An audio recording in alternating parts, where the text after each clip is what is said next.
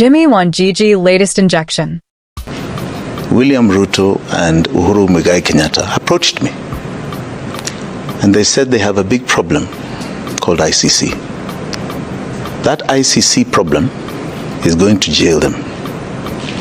It is going to destroy their past and their future. It is going to take away everything that they have if they are convicted. It will brand their names synonymous to Hitler. They approached me.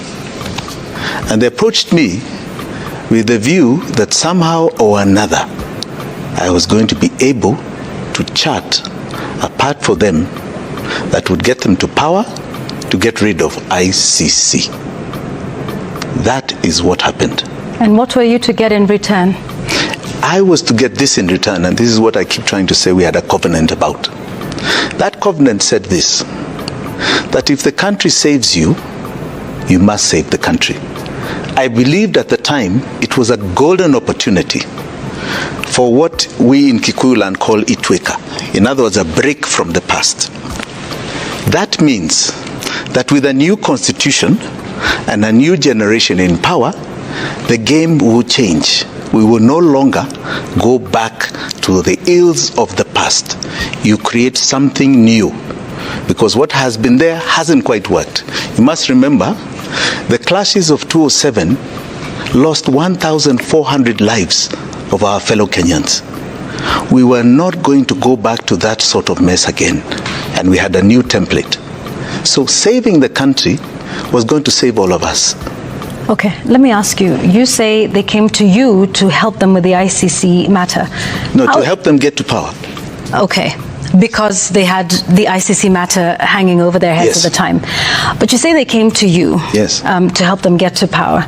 But then you talk about then the pact being if, you know, the country saves you, you have to do something for the country. But this was, in the beginning, a very personal agreement between you and them. And that was the arrangement. All right, and getting them to power meant what exactly? How were you to get them to power? Helping them first and foremost. Money? No. Did you fund their campaign in 2030? Tell me something. Do you think Uhuru-Kenyatta needs my money? No. He doesn't need my money. We all contributed. I contributed a little bit, right? But that is not what makes somebody win. Contrary to what public belief is, it's not money. It's a cause. You develop a cause, and the people buy into this cause. At that time, we sold two things, right? First, there was the unity of the country to take away the ills of tribal fighting. That was critical.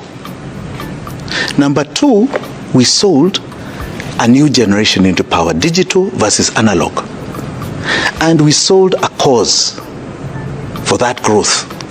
Now, that is what gets you to power. So my role in that, maybe they will define it better, but they felt I had the energy, I had the zeal, I had the capacity to be able to help them from 2009 go right up to an election in 2013 and win. In fact, at the time it was 2012. It was then extended. Now, they believed that I had that capacity. I know I had the capacity. And we did it. We succeeded. Then what happened? They broke the pact. It was no longer about saving Kenya. It was about themselves. It continued being about themselves. And very early in the administration of the Uhuru-Ruto regime, by 2014, we were fighting. Principally because they broke that pact. We were three of us in the room. I even still have today the MOU of that government, the original. I have it.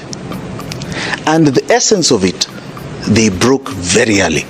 You've never made that public. No, it was a promise I made to them. I'll never make it public, unless need be. They didn't even trust themselves with the original. And I'll never break that promise. So why talk about it now if you're not going to talk about it? I've been talking about it for the longest time. Yeah, but why speak up about it? Why speak up about it? Because you've asked me a question. You've asked me what is the genesis of this.